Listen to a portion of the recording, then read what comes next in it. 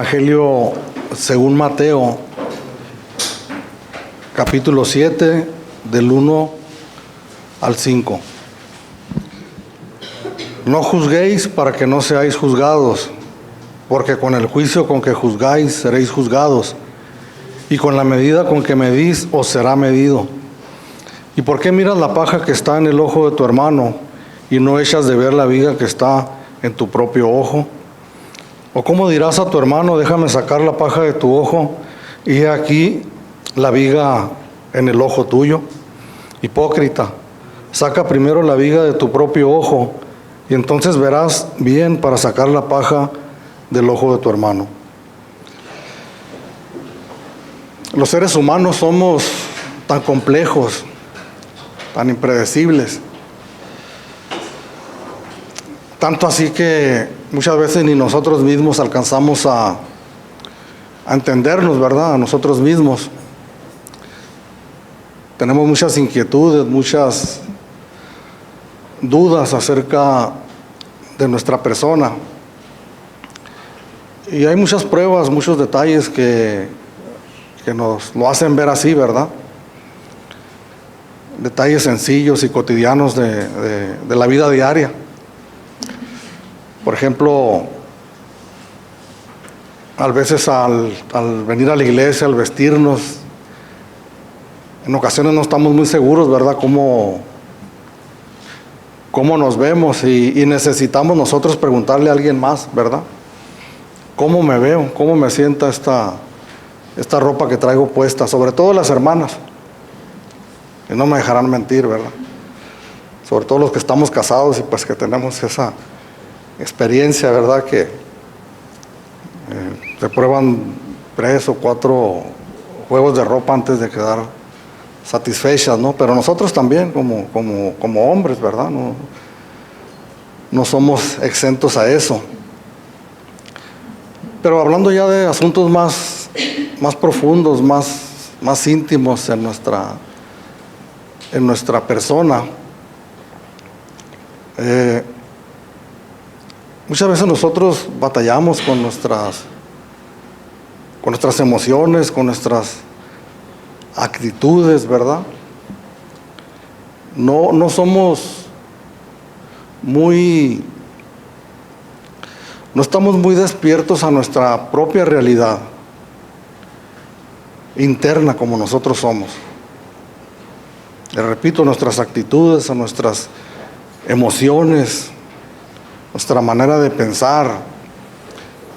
Si quisiéramos describirnos nosotros en realidad, seguramente no tendríamos un buen diagnóstico, batallaríamos para llegar a él. No estamos muy despiertos a batallamos para poder percibirnos a nosotros mismos, para tener una autopercepción correcta de nosotros mismos. Sin embargo, para observar a los demás, curiosamente, ahí somos más despiertos, ¿verdad?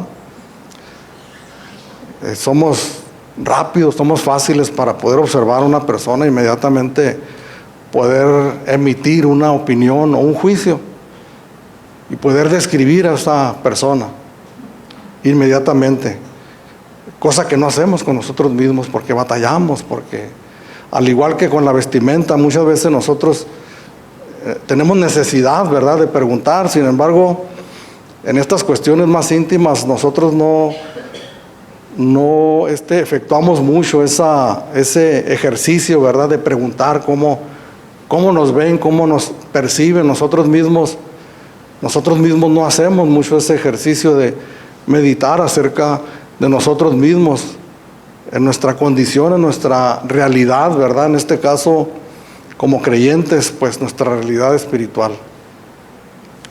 Y el Señor Jesucristo, pues siendo Él Dios, sabemos que Jesús es Dios, ¿verdad? El creador de todo el universo, el que nos creó a nosotros, que nos hizo a nosotros, pues Él nos conoce a la perfección y sabe perfectamente cómo somos nosotros. Dice el salmista en el Salmo 103 que Él conoce nuestra condición y y sabe, conoce que somos polvo. Pues cuando Dios encarnó este pasaje tan hermoso que leía nuestro hermano Enrique en Juan capítulo 1, que nos habla de la encarnación de nuestro Señor Jesucristo, que habitó entre nosotros, ¿verdad? Y cómo se rodeó de un grupo de personas y algunos llamó, ¿verdad?, para que fueran sus discípulos. Dice la Escritura que les llamó apóstoles a 12 varones para que anduvieran con él. Pero también llamó a otras personas, a otro grupo, si bien no muy numeroso de personas, pero llamó a más que esos 12 apóstoles para que fueran sus discípulos también. Y el Señor tenía un propósito con ellos específico, ¿verdad? Él sabía lo que estaba haciendo. Y estaba trabajando, empezó a trabajar en estos hombres para moldear su carácter, mirando al futuro cercano, ¿verdad? El Señor los estaba preparando para una grandiosa obra que les iba a encomendar en este mundo cuando Él partiera al Padre.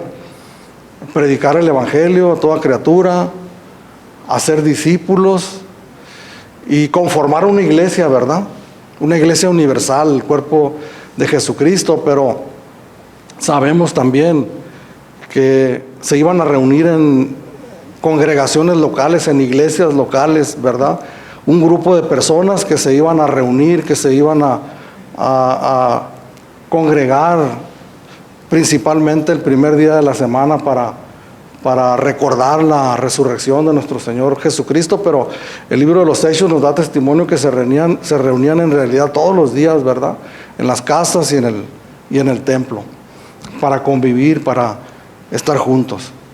Entonces el Señor, sabiendo, conociendo las complejidades de nosotros, los seres humanos, y no solamente esta de la que estoy mencionando, la dificultad para autoexaminarnos o autopercibirnos, sino muchas cuestiones de los seres humanos, el Señor sabía, conocía esa condición. Entonces comenzó a trabajar en ellos para que un día, cuando estuvieran ellos congregándose, pudieran ellos funcionar para el propósito que Él los estaba llamando, edificarle a su iglesia, la iglesia de nuestro Señor Jesucristo. Y aquí en este pasaje, en el capítulo 7 de Mateo, el Señor toca un punto precisamente en una de las tantas debilidades como que tenemos los seres humanos, en esa naturaleza tan compleja que hay en nosotros. Y está tocando este punto de el juzgar a otros, ¿verdad? Del observar, de analizar a otras personas y hacernos un juicio y dictaminar un veredicto sobre esa persona. Dice el Señor aquí en el versículo 1 del capítulo 7, no juzguéis para que no seáis juzgados, porque con el juicio con que juzgáis seréis juzgados, y con la medida con que medís os será medido. Pero antes de continuar, hermanos, ¿qué significa juzgar? Todos nosotros conocemos la palabra, estamos familiarizados con ella, pero es bueno que nosotros la recordemos, ¿verdad? Porque el Señor está utilizando una figura legal, ¿verdad? De un proceso judicial. Todos lo conocemos, lo hemos mirado en las noticias, en la televisión, hemos mirado programas donde se llevan a cabo juicios, ¿verdad? Donde una persona está siendo juzgada. Hay un proceso judicial donde hay alegatos, donde se presentan acusaciones y pruebas de las cosas de las cuales se acusan a aquella persona. También hay descargos, ¿verdad?, que se hablan a favor de aquella persona para poder demostrar la inocencia o la culpabilidad de aquella persona, y al final de ese proceso pues se da un veredicto y finalmente la condena. Y el Señor, a usar esta palabra, pues está hablando de eso precisamente, pero obviamente de manera figurada, porque nosotros no llevamos un juicio como tal legalmente, ¿verdad? Cuando damos un veredicto acerca de alguien, pero es más o menos el proceso similar. Inclusive nosotros no nos tomamos tanto trabajo, ¿verdad?, para llegar a un veredicto. Hacemos como la figura que existe ahora, un juicio abreviado y rápido. Nosotros llegamos a una conclusión y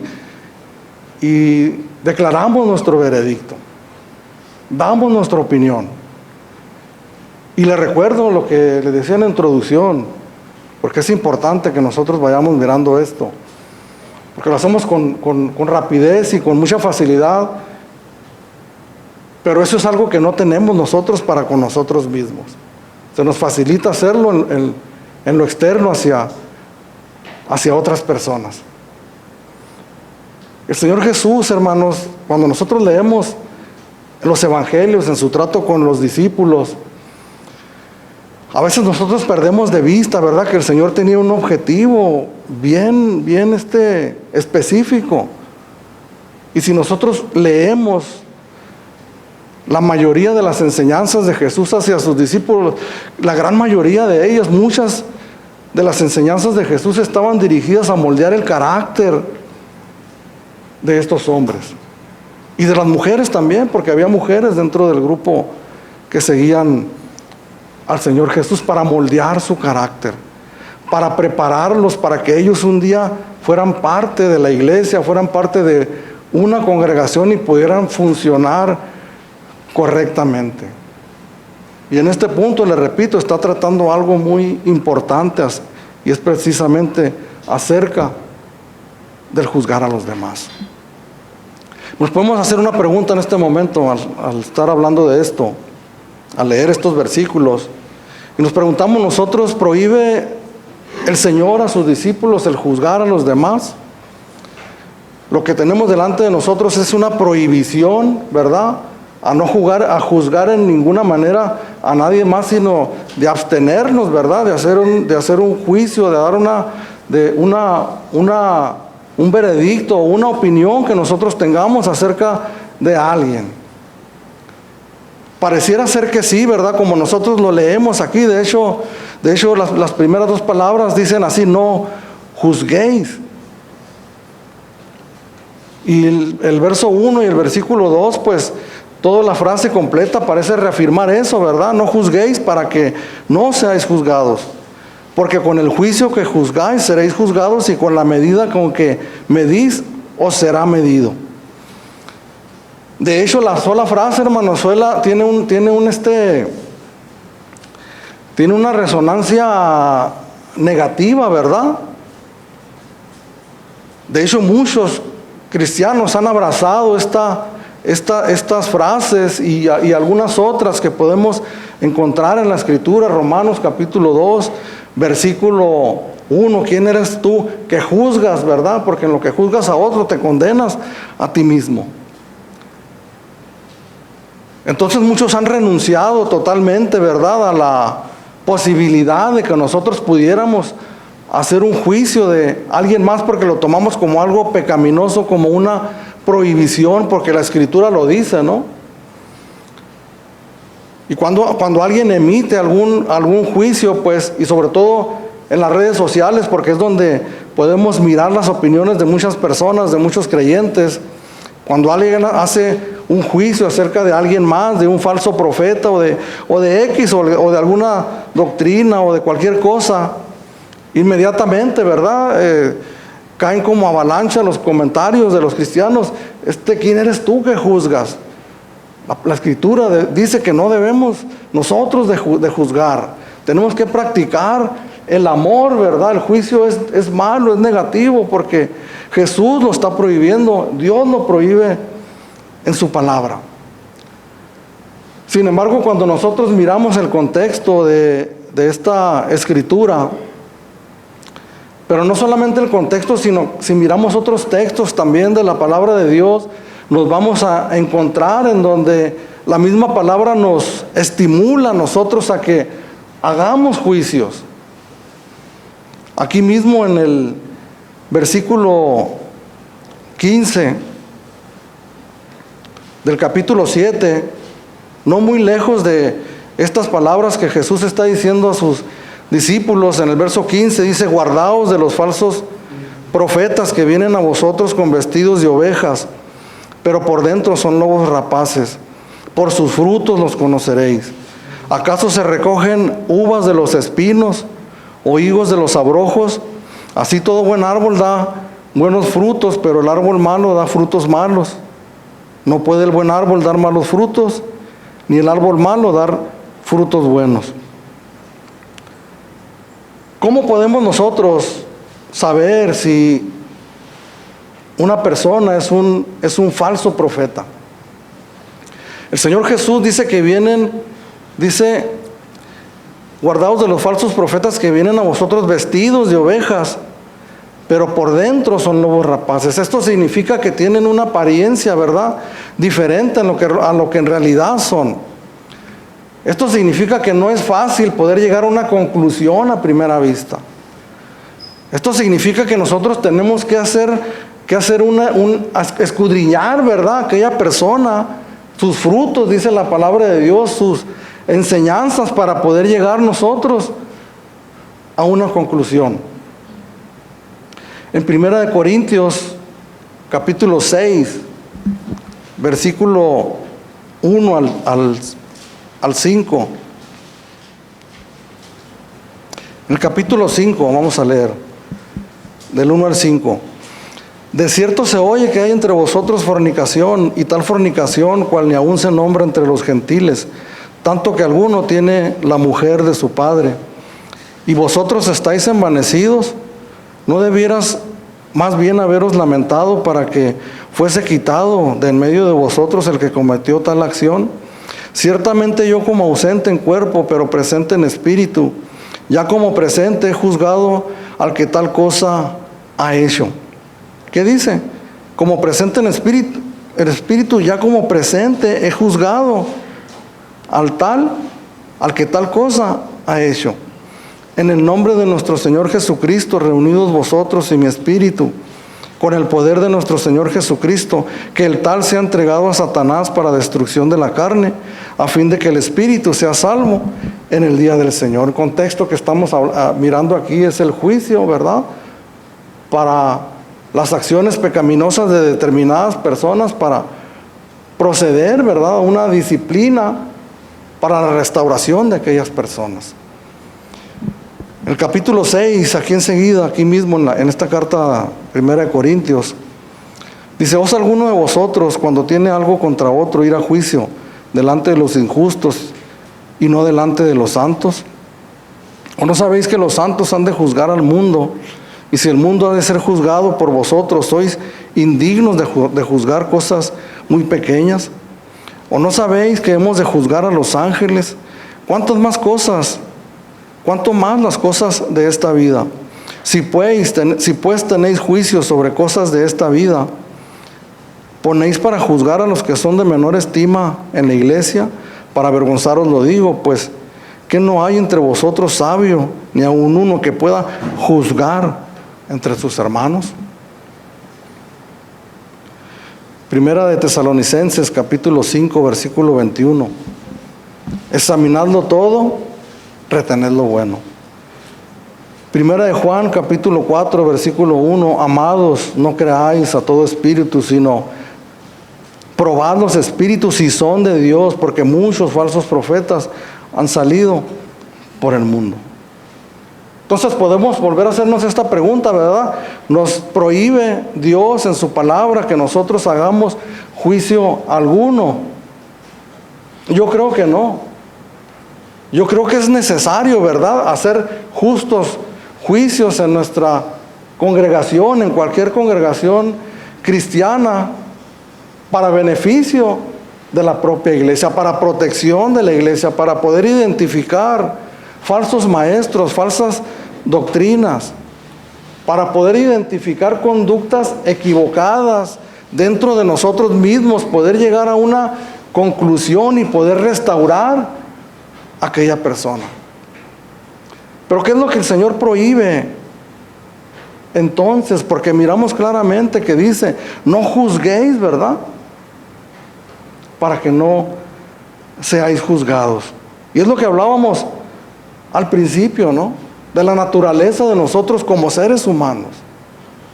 Que muchas veces aún como creyentes redimidos con la sangre de Jesucristo, batallamos con esta carne. Y antes de tomar las armas espirituales que Dios nos ha dado a través de su palabra, muchas veces va la carne por delante. Y muchas veces nuestras actitudes son precisamente de condena hacia nuestros hermanos. Una crítica desmedida, una hipercrítica. Una actitud, ¿verdad?, de nosotros, una disposición para estar observando continuamente las fallas de los demás. El poder estar observando los errores, los pecados y las faltas de los demás para llegar rápidamente a juicios condenatorios sobre ellos. Eso es precisamente lo que el Señor Jesucristo está prohibiendo aquí y advirtiéndonos para nosotros, que nosotros no debamos de tomar esa actitud también. ¿Cuántos sermones hemos estado todos nosotros, verdad? Hablando de la naturaleza humana en ese sentido. Y escuchamos una palabra, ¿no?, fuerte. Y codiamos a nuestro vecino, sea nuestra esposa, nuestro hijo, nuestro padre, y decimos, mira, escucha lo que están diciendo. Sin embargo, la palabra de Dios es para nosotros, hermanos, y en esta mañana que estamos aquí, muy probablemente al estar escuchando estas palabras podamos estar pensando, sí, como fulano de tal, ¿verdad?, que le gusta estar observando y juzgando todo el tiempo a los demás. Porque esa es nuestra naturaleza, batallamos nosotros para poder mirar nuestros propios errores, nuestras propias faltas, nuestras propias debilidades, pero somos prontos y somos expertos para mirar las de los demás. Hay un ejemplo en el Antiguo Testamento, en 2 de Samuel, capítulo 12. Quiero que vaya por allá, por favor, para leerlo. Deuteronomio, José, Jueces, Ruth, 1 y 2 de Samuel, capítulo 12. El contexto de este pasaje, dice el encabezado aquí, Natán amonesta a David, pero en el capítulo 11 hay otro encabezado que dice David y Betsabé, ¿verdad? Eso es una historia conocida por todos nosotros, aunque no hayamos leído la Biblia. Es historia que ha trascendido las páginas de la Biblia, inclusive hay algunas películas que tratan de esto, y conocemos la historia, ¿verdad? Como David, siendo rey de Israel y teniendo todo a su merced, ¿verdad? Y esto incluía, hermanos, perdonen la referencia a las mujeres que él quisiera tener. Sin embargo, puso sus ojos en una mujer llamada Betsabé, casada, que tenía a su esposo, y eso no le importó, la mandó traer, tuvo relaciones con ella, y de esas relaciones ella quedó embarazada. Queriendo deshacerse del problema, conocemos la historia, le repito, mandó llamar a su esposo, ¿verdad?, para que estaba al frente de la guerra, para que tuviera intimidad con su esposa y poder atribuirle al bebé a su esposo, un plan que no le funcionó, y finalmente lo que él terminó haciendo pues fue prácticamente mandó a asesinar a este hombre. Cometió homicidio, cometió adulterio y mintió. Esos pecados terribles, hermanos, ¿verdad? Que nosotros podemos decir cómo alguien que comete ese tipo de pecados no puede caer en la cuenta de que hizo mal, de que falló terriblemente, ¿verdad? No solamente delante de la sociedad, porque son delitos en realidad, frente a la ley humana y mal vistos en la sociedad, pero condenados por Dios. Sin embargo, salió del problema y él siguió viviendo su vida como si nada. Entonces Dios mandó a este profeta en el capítulo 12, llamado Natán, que dice así en el verso 1 al 7, dice: Jehová envió a Natán a David, y viniendo a él le dijo: había dos hombres. Se le cuenta una parábola, ¿verdad? Para poderle ilustrar su pecado, su condición. Había dos hombres en una ciudad, el uno rico y el otro pobre. El rico tenía numerosas ovejas y vacas, pero el pobre no tenía más que una sola corderita, que él había comprado y criado, y que había crecido con él y con sus hijos juntamente, comiendo de su bocado y bebiendo de su vaso y durmiendo en su seno, y la tenía como a una hija. Y vino uno de camino al hombre rico, y éste no quiso tomar de sus ovejas y de sus vacas para guisar para el caminante que había venido a él, sino que tomó de la oveja de aquel hombre pobre y la preparó para aquel que había venido a él. Entonces se encendió el furor de David, se ofendió en gran manera contra aquel hombre, y dijo Natán: vive Jehová, que el que tal hizo es digno de muerte. Hasta aquí, hermanos, estamos mirando una conclusión que llegó David, ¿verdad? Con los hechos que tenía a la mano, de manera pronta llegó un veredicto y dejó caer su sentencia. El que hizo tal cosa, dice, es digno de muerte y debe pagar la cordera con 4 tantos, porque hizo tal cosa y no tuvo misericordia. Versículo 7, la palabra de Dios por medio de Natán. Entonces dijo Natán a David: tú eres aquel hombre. Con 4 palabras, con una frase sencilla, Natán dejó caer el verdadero juicio correcto, justo, recto de Dios sobre aquel hombre. Y esto nos ilustra. Nosotros conocemos la historia, ¿verdad? La actitud de David, cómo después de eso entró en una profunda aflicción, en un genuino arrepentimiento, ¿verdad? De ahí tenemos uno de los salmos más hermosos que escribió, el Salmo 51, de un gemir, de un arrepentimiento genuino, porque tuvo que necesitar de alguien más, ¿verdad?, que le hiciera ver su condición. Pero en esta actitud de David nosotros podemos mirarnos a nosotros mismos también. El Señor, en su sabiduría, este pasaje tan conocido, ¿verdad?, por todos nosotros, y que dice en el versículo 3: ¿por qué miras la paja que está en el ojo de tu hermano y no echas de ver la viga que está en tu propio ojo? ¿O cómo dirás a tu hermano: déjame sacar la paja de tu ojo y aquí la viga en el ojo tuyo? Eran pecados escandalosos, les repito, los que había en la vida de David. Sin embargo, ¿por qué no era capaz de observarlos? ¿Por qué no era capaz de mirarlos? Simplemente por la descripción que hace Jesús aquí, porque tenía una viga tremenda en su ojo. ¿Qué es una viga? Aquí hay algunos carpinteros aquí, Enrique, los tocayos Enríquez. ¿Qué es una viga, Enrique?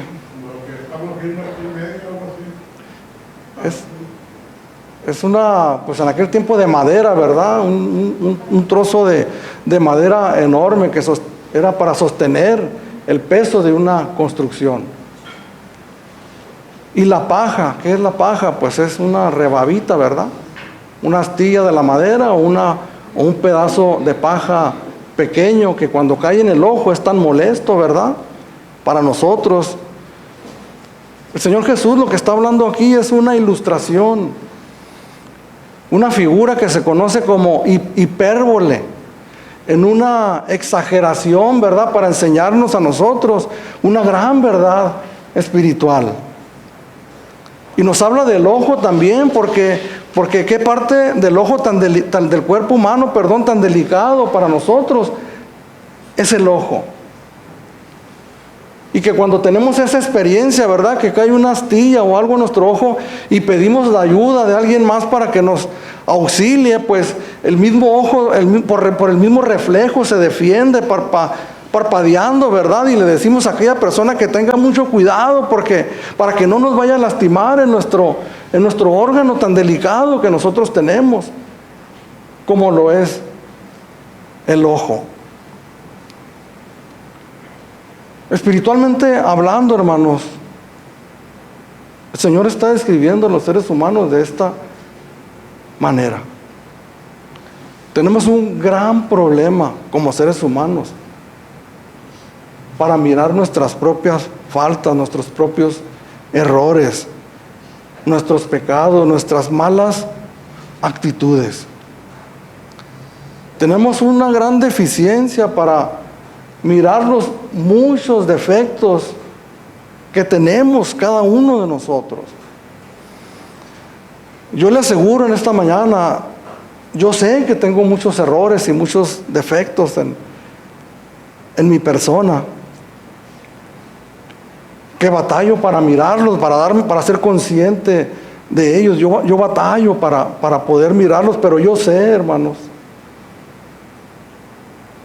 que mi esposa, por ejemplo, que pues vivimos desde hace muchos años juntos, por la gracia de Dios y la misericordia de Dios, que ella no batalla tanto para mirar esos errores que están en mí. El Señor Jesús no prohíbe los juicios. A lo que nos está llamando es que nosotros tratemos primeramente con nosotros mismos. Jesús estaba preparando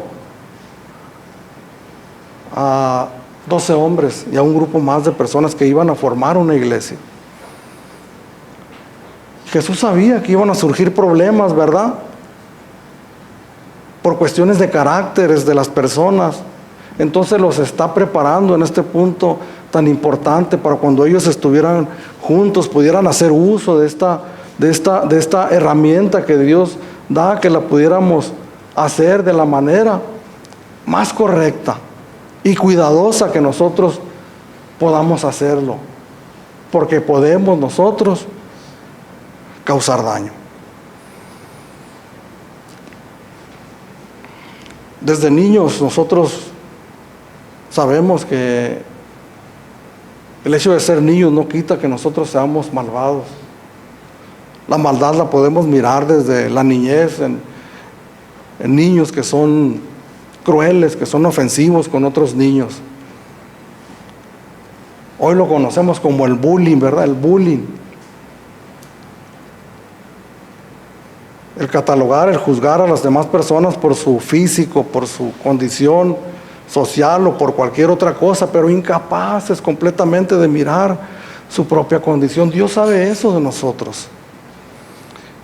Llegamos a sus caminos, al camino del Señor, y Dios, hermanos, trata con nosotros esas áreas de nuestro carácter tan importante, esa y muchas más.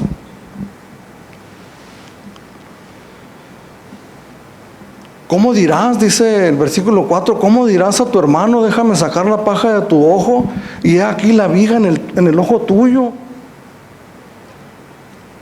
Sin duda alguna, hermanos, sin duda alguna. En más de alguna ocasión que me he atrevido a hacer una observación, sin duda alguna, la otra persona ha pensado, oye, pues, fíjese la imagen que nos presenta nuestro Señor Jesucristo, si nosotros la pudiéramos visualizar, ¿verdad?, poderla plasmar en una pintura, ¿no?, y mirar a un hombre con una tremenda viga en el ojo queriendo sacar la paja de otro hombre. ¿Cómo dirás a tu hermano, déjame sacar la paja de tu ojo? Y he aquí la viga en el tuyo, en el ojo tuyo.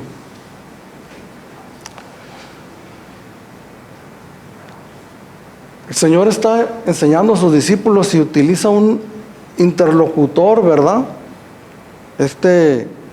imaginario, Y le menciona a este interlocutor imaginario.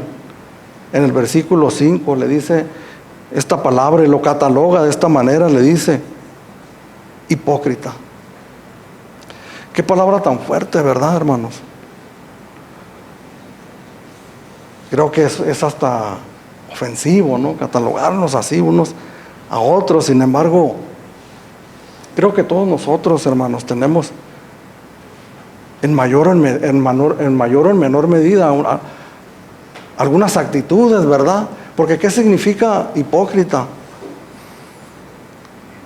Conocemos la mayoría de nosotros esta palabra, ¿no? Que viene de una palabra que se usaba para una máscara que utilizaban los actores en aquellos tiempos. Un actor que se ponía una máscara, es decir, que interpretaba un personaje que no era él. ¿Cuántas veces hemos llegado, ¿no? Aquí en la iglesia un poquito estresados, ¿no? Sin haber hecho la paz todavía, y nos pregunta alguien, ¿cómo estás? Bien, estoy bien. Obviamente no voy a venir con la cara, con el percance que tuvimos, ¿verdad? Y llegar así, no, pues vengo bien enojado porque, no, hombre, no, o sea, tratamos, o sea, nos ponemos otra apariencia, o sea, de hecho es hasta deseable que así sea, ¿verdad? Porque no vamos a venir aquí con esa impresión. Sin embargo, todos nosotros en mayor o en menor medida caemos en esta condición. Desde que comenzó el Sermón del Monte, porque este pasaje es parte del Sermón del Monte, el Señor Jesús tiene en la mente a un grupo de personas, religiosos, judíos, escribas y fariseos, que eran la élite religiosa de Jerusalén, ¿verdad? Los que ostentaban ser la guía del pueblo, los maestros, los que enseñaban, los ejemplares. Sin embargo, Jesús a estos personajes les menciona esta palabra continuamente, hipócritas. Ellos eran la antítesis de lo que debería de ser un verdadero creyente, un verdadero cristiano. Dice la Escritura que ponían cargas pesadas sobre los hombros de las personas que ni ellos mismos estaban dispuestos a llevar. En el capítulo 6, versículo 1 y 2, dice, guardaos de hacer vuestra justicia delante de los hombres para ser vistos de ellos, de otra manera no tendréis recompensa de vuestro Padre que está en los cielos. Cuando pues des limosna, no hagas tocar trompeta delante de ti como hacen los hipócritas en las sinagogas y en las calles para ser alabados por los hombres. De cierto os digo que ya tienen su recompensa. Aquí mismo en el capítulo 6, versículo 5 y 6. Y cuando ores, no seas como los hipócritas, porque ellos aman el orar en pie en las sinagogas y en las esquinas de las calles para ser vistos de los hombres. De cierto os digo que ya tienen su recompensa. El versículo 16. Cuando ayunes, no seáis austeros como los hipócritas, porque ellos demudan sus rostros para mostrar a los hombres que ayunan. De cierto os digo que ya tienen su recompensa. El Señor Jesús tiene en la mente, sin mencionarlos, a estos hombres, los líderes del pueblo de Israel, escribas y fariseos. En Juan capítulo 8, versículo 1 al 11, vamos a leer este texto, por favor. Perdón, hermanos, es Lucas capítulo 18. Lucas. Sí, Lucas capítulo 18, verso 9.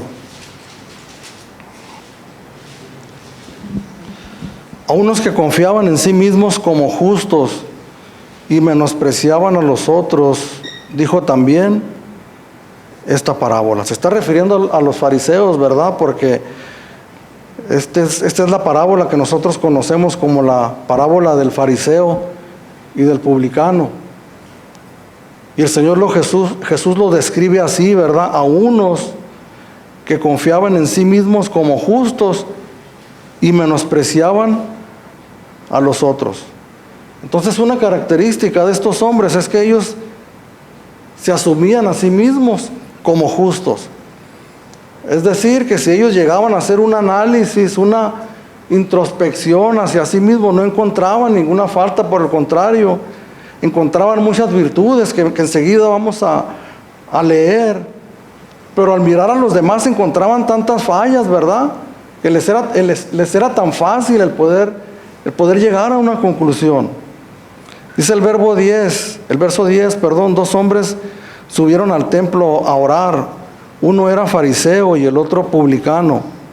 El fariseo, puesto en pie, oraba consigo mismo de esta manera: Dios, te doy gracias, porque no soy como los otros hombres, ladrones, injustos, adúlteros, ni aun como este publicano. Ayuno 2 veces a la semana, doy diezmos de todo lo que gano. Mas el publicano, estando lejos, no quería ni aún alzar los ojos al cielo, sino que se golpeaba el pecho diciendo: sé propicio a mí, pecador. Hoy en día el hecho de los golpes de pecho ha llegado a tener una connotación negativa, ¿verdad? Religiosa, como algo falso, algo fingido. Sin embargo, en el tiempo de nuestro Señor Jesucristo era una genuina manifestación de dolor, de arrepentimiento por la condición en la que la persona se encontraba. Jesús se refiere, tiene en la mente a los fariseos. Sin embargo, hermanos, esta palabra es para todos nosotros, que escuchamos el Evangelio, las buenas nuevas de salvación, ¿verdad? Un día. Esas buenas nuevas de salvación nos presentó nuestra condición como pecadores. El sermón del monte comienza en el versículo 1 del capítulo 5 diciendo: bienaventurados los pobres en espíritu, porque de ellos es el reino de los cielos. Comienza hablando nuestra condición como pecadores y nuestra actitud, ¿verdad? Humilde de reconocer nuestra condición, porque la luz del Evangelio, hermanos, la luz de la palabra de Dios, sin lugar a dudas, irremediablemente nos muestra nuestra maldad, nuestra condición, nuestros pecados. Cuando nosotros hablamos de arrepentimiento, porque es a lo que lleva, ¿verdad? El conocimiento de nuestra condición. Y al poner la fe en nuestro Señor Jesucristo, automáticamente viene el arrepentimiento de nuestros pecados, porque la luz de Dios iluminó, hermanos, nuestra vida, nuestro ser. Ese es el principio de todos nosotros como creyentes, hermanos, que estamos listos, estamos preparados para comenzar a vivir la vida cristiana sin tener una justicia propia. Una justicia que no hay, que no nos alcanza, hermanos, para nosotros un día poder hallar gracia delante de Dios de tal manera que podamos estar en su presencia basados en nuestra propia justicia.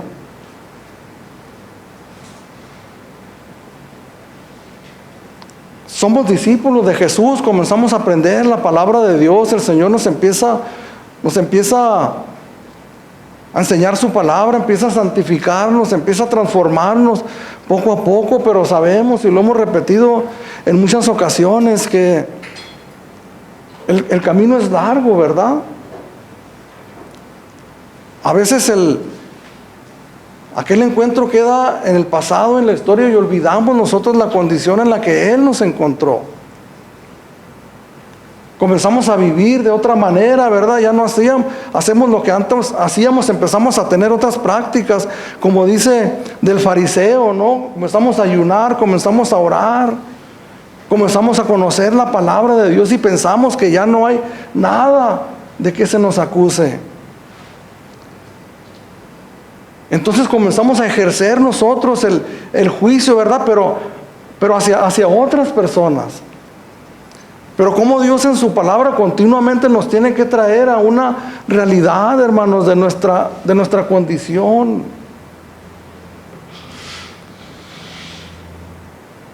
Nos comenzamos a congregar en una iglesia, en una congregación, donde habemos hombres y mujeres imperfectos, todos, ¿verdad? Desde que les habla hasta el último que esté sentado aquí en la iglesia. Y todos nosotros fallamos, todos nosotros tenemos errores, todos nosotros pecamos, hermanos. Y Dios nos ha dado una labor tan importante, hermanos, como la de juzgarnos los unos a los otros. Sí, hermanos, el poder observar, ¿verdad? Poder, por la confianza que te tengo, mijo, pues observar la vida de este varón, ¿verdad? Sí, hacer una examinación de pies a cabeza minuciosa. ¿Cuál es tu situación, tu condición, verdad? Pero no me debo de olvidar que primeramente tengo que tratar con mi persona. Que debemos tener esa sana práctica, hermano, del autoexamen, autoexaminación personal de nosotros mismos. Examinar, hermanos, nuestros sentimientos, nuestros pensamientos, nuestras actitudes que salen de adentro hacia los demás. Amén. Sacarlas delante lo posible de nosotros y ponerlas a la luz para poderlas ver claramente. Antes de que yo pueda ir con este varón, tengo que ir primeramente a tener ese tiempo duro, difícil, de introspección hacia mí mismo, honesta, delante de Dios y a la luz de su palabra. Y no tener temor, hermanos, de lo que yo pueda encontrar ahí. Jesús está siendo bien específico con sus discípulos. Al comenzar el sermón en el capítulo 5, dice: viniendo la multitud, subió al monte, y sentándose vinieron a él sus discípulos, y abriendo su boca les enseñaba. Comienza la enseñanza maravillosa del Sermón del Monte. Algunos lo han descrito como una descripción del hombre de Dios ideal, del hombre espiritual, del hombre y la mujer, el prototipo de lo que Dios va a hacer con nosotros. Obviamente ellos no estaban todavía en lo que Jesús tenía en su mente no era lo que Él estaba mirando enfrente de ellos. Sin embargo, les está hablando estas palabras de autoridad, hermanos, un poco ríspidas, un poco duras, ¿verdad? Pero que eran absolutamente necesarias, porque estos hombres iban a tener a su disposición a otros hombres, a otras almas, que iban a necesitar una inspección a sus vidas, a sus almas, a la luz de la palabra de Dios, con el fin de poderles servir mejor. Porque ese es el punto, hermanos, principal del juicio. No es murmurar, no es criticar, no es hablar mal, pestes de alguien más. No ese es el propósito, hermanos. El propósito es servirnos los unos a los otros. El poder observar una paja en el ojo de mi esposa y con mucho cuidado y con mucho temor, con mucha delicadeza, tratando de no dañar más del daño que hay ahí. Pero si yo tengo una viga atravesada en mi ojo, lo más seguro es que la pongo en peligro, la puedo yo lastimar, hermanos. A la luz de la palabra de Dios. Hebreos capítulo 4, versículo 12. Porque la palabra de Dios es viva y eficaz, y más cortante que toda espada de dos filos, y penetra hasta partir el alma y el espíritu y las coyunturas y los tuétanos, y discierne los pensamientos y las intenciones del corazón. Y no hay cosa creada que no sea manifiesta en su presencia. Antes bien, todas las cosas están desnudas y abiertas a los ojos de aquel a quien tenemos que dar cuenta. Cuando yo voy delante de Dios, hermanos, yo tengo que examinar hasta la expresión de mi rostro con la que yo me presento delante de alguien. Tengo que examinar las cosas externas, mis actitudes externas.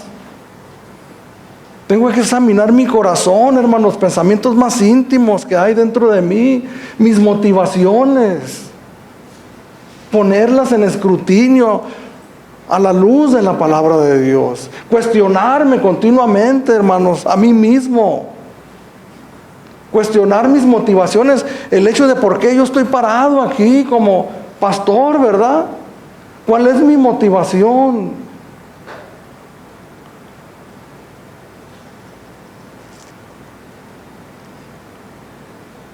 A veces no nos alcanza el examen personal de nosotros mismos. Y tenemos que llegar delante de Dios como el salmista David y decirle al Señor: examíname, oh Dios, y conoce mis pensamientos. Salmo 139, versos 23 y 24. Examíname, oh Dios, y conoce mi corazón. Pruébame y conoce mis pensamientos, y ve si hay en mí camino de perversidad, y guíame en el camino eterno. Si el pararnos delante de alguien, hermanos, de una persona que nos conozca, y decirle: examíname, por favor, y dime lo que ves en mí. Es un ejercicio, sería un ejercicio muy fuerte, ¿verdad? Digno de personas valientes el llegar a hacer eso. Pero llegar delante de Dios, hermanos, y decirle a Dios mismo, como David: examíname, oh Dios. ¿Habrá algo oculto para Él? Acabamos de leer en Hebreos capítulo 4, versículo 12, que no hay cosa creada que esté oculta delante de Él, sino que todos estamos abiertos y desnudos delante de su presencia. Sin embargo, debemos de llegar con un corazón genuino, sincero, hermanos, delante del Señor y decirle: examíname. Todo mi ser, que no quede nada fuera de ese escrutinio.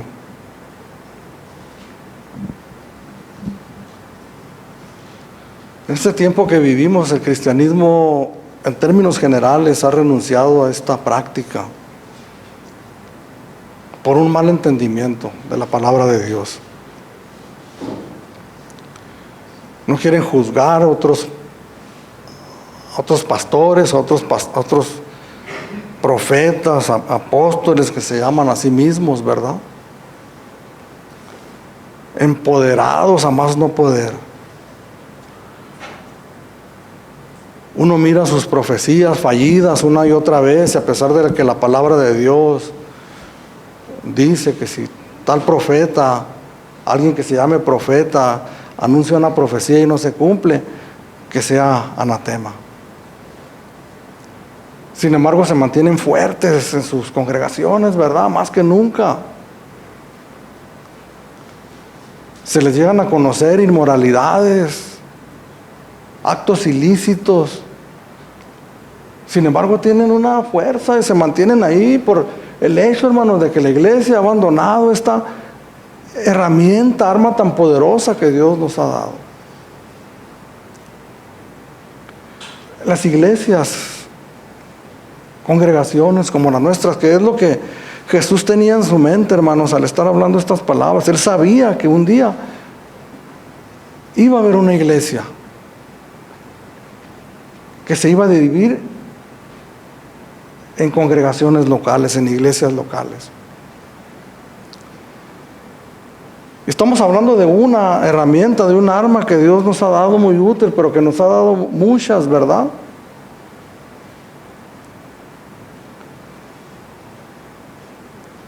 Que sin embargo hay iglesias que terminan en un desastre, hermanos.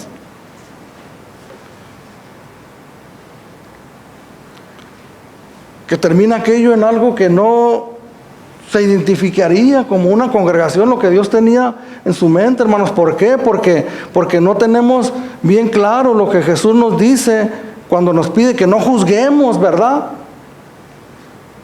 Pero no nos está diciendo que no juzguemos de ninguna manera. Nos está pidiendo que nos capacitemos para poderlo hacer de una manera correcta.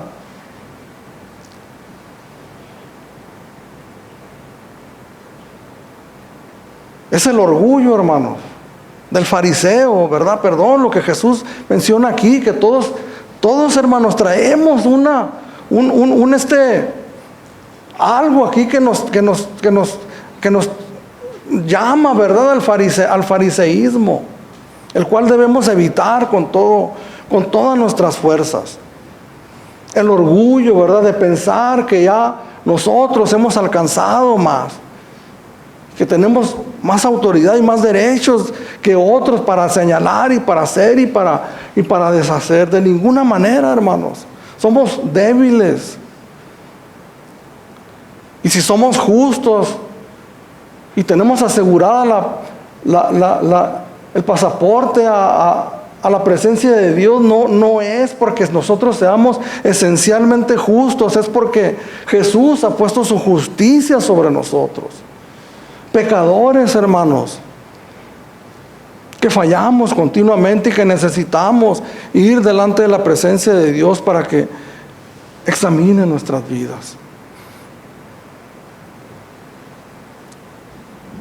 Necesitamos, hermanos, nos necesitamos unos a otros. Termino con este versículo, Gálatas capítulo 6, versículo 1.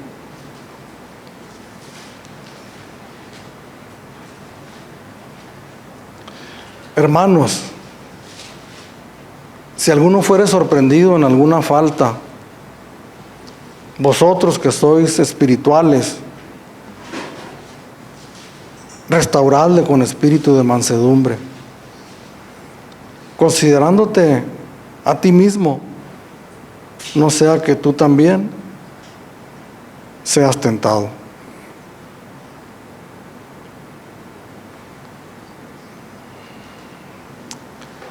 Reconocimiento de nuestra condición débil y pecaminosa es el primer paso para poder arrancar esa viga que hay en nuestros ojos. La meta de todos nosotros, sabemos, hermanos, es una meta alta, ¿verdad? Que no es cualquier cosa. La meta de nosotros es nada más y nada menos que el Señor Jesús. Yo creo que cuando miramos esa meta nos sentimos nosotros abrumados. El Señor lo dice aquí en su palabra, en el 5:48, sed pues perfectos, como vuestro Padre que está en los cielos es perfecto. El carácter de Jesús. Poder escudriñar la palabra de Dios y mirar cómo Jesús trataba con los demás.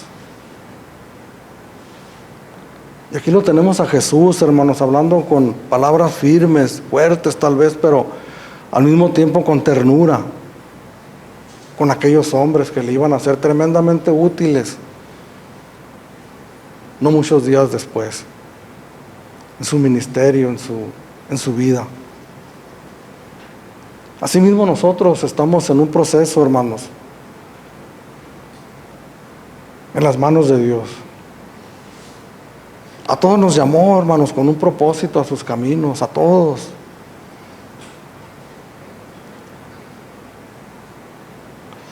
Aquí ya vemos, aunque somos pocos, sabemos de todos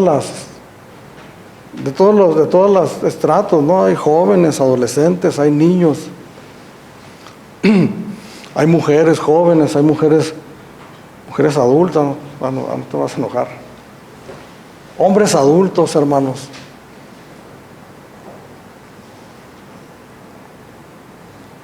Que estamos entrando en una etapa ya de nuestra vida, ¿verdad? Todos nosotros, hermanos, tenemos luchas. Tal vez nos paramos al espejo y decimos, ¿quién es este hombre? ¿Quién es esta mujer? Somos vulnerables, hermanos. Hay necesidades bien específicas, bien firmes que nosotros tenemos, nos necesitamos los unos a los otros. El podernos ministrar, el podernos servir a unos a otros. Y retomo lo que decía con Manuel, ¿verdad? El poder mirarlo a él. Es la actitud, hermanos, de nuestra mente, nuestro corazón, en mirar un defecto y una debilidad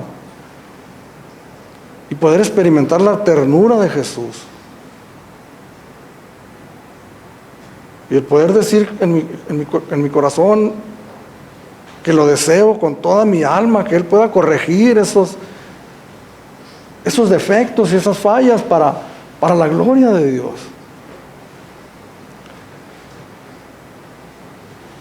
Pero tengo que estar apto para poderlo hacer eficazmente.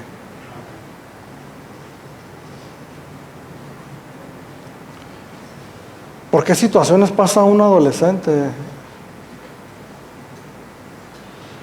Hace como unos 3, 4 años saliste de la adolescencia, ¿verdad? ¿O todavía te consideras adolescente? Ya un adulto, ¿verdad? ¿Pero qué tal la adolescencia, amigo? Los que fuimos adolescentes, hermanos, qué barbaridad. ¿Cómo hubiera deseado yo, hermanos, a los 16 años, que hubiera llegado un hombre hecho y derecho, maduro, me hubiera tomado de la mano y me hubiera guiado por el buen camino? No importa, hermanos, que me hubiera lastimado un poco al hablar de la condición en la que yo estaba.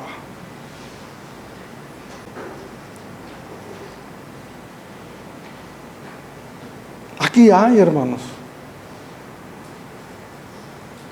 adolescentes, jóvenes, adultos, que necesitamos en gran manera.